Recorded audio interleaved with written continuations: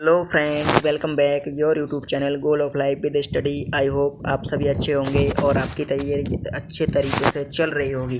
और जैसा कि आपने थंबनेल में देख लिया है, आज का हमारा टॉपिक होने वाला है प्रतिस्पर्धा या फिर स्पर्धा। ये क्वेश्चंस कई बार पूछा जाता है लघु में, यहाँ से टिप्पणियाँ पूछी जाती हैं कि स्पर्धा या प्रतिस्पर्धा पर टिप्पणी कीजिए। तो आज इसको हम समझने वाले हैं ये है क्या, बहुत ही अच्छे से इसको हम समझेंगे। तो देखते हैं, प्रतिस्पर्धा या फिर स्पर्धा, इसको इंग्लिश में हम कंपटीशन कहते हैं। कंपटीशन के बारे में आप जानते होंगे आप सभी। पहले इसको हम पढ़ लेते हैं, उसके बाद इसको समझ लेंगे। प्रजातियों में प्रतियोगिता या प्रतिस्पर्धा या स्पर्धा या प्रतिस्पर्धा एक अंतः क्रिया है। ये एक ही प्रकार के संसाधनों का उपयोग करने वाले दो या दो से अधिक जीवों के मध्य होती है। पादप प्रजातियों के मध्य प्रतियोगिता आवास, स्थान, ऊर्जा, प्रकाश, खनिज, जल तथा पोषक तत्व आदि संसाधनों के लिए हो सकती है। ये दो प्रकार की होती है। तो प्रतिस्पर्धा की यदि हम बात करें तो इसमें प्रतिस्पर्धा का सीधा सा अर्थ है कंपटीशन। तो ये क्या है, एक ही जातियों में एक प्रकार का संसाधन उपयोग करने वाले जीवों में अधिक देखी गई है। जैसे कि उदाहरण के लिए हम मानते हैं ये कोई हमारा फील्ड है या फिर खेत है, और इस खेत में हमारे सभी पौधे क्या है, हम ये जो खेत है पूरा हमारा सरसों का है। किसका है?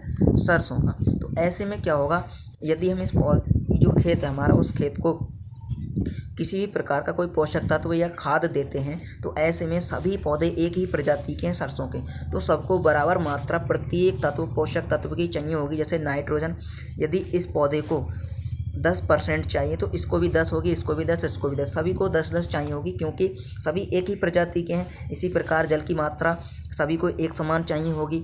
तो यहाँ पर क्या होगा कि यहाँ पर कंपटीशन क्या हो जाएगा, अधिक हो जाएगा। क्या हो जाएगा? कंपटीशन। सभी क्या करेंगे, फिर वो जो पोषक तत्व होंगे उनको अपनी तरफ खींचने की कोशिश करेंगे, उसको कोशिश करेंगे पोषक तत्वों को। तो यहाँ पे प्रतिस्पर्धा अधिक होगी।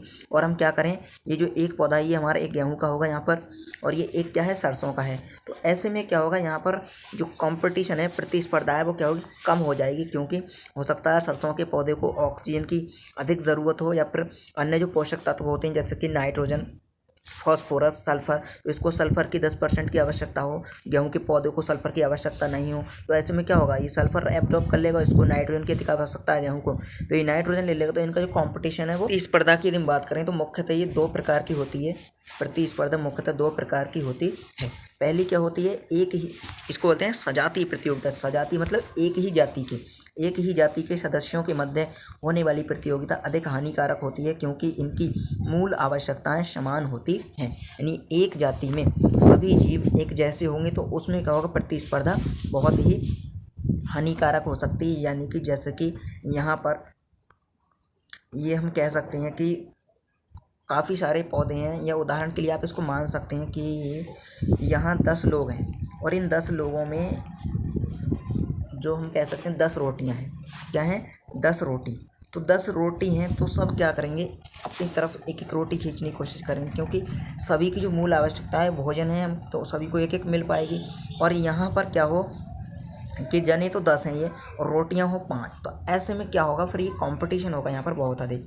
और यहाँ पर सभी पोषण से लेकर जनन तक सभी मूल आवश्यकताएं एक समान होती हैं, इसीलिए जो सजातीय प्रतियोगिता है वो ज़्यादा हानिकारक होती है।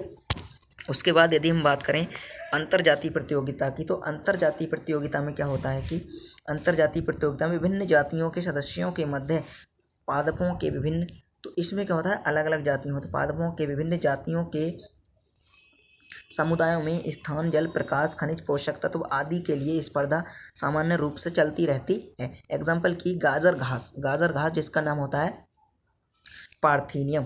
गाजर घास या पार्थेनियम से स्त्रावित होने वाला फिनोलिक केमिकल आसपास के अन्य पादपों के बीजों को अंकुरित नहीं होने देता है।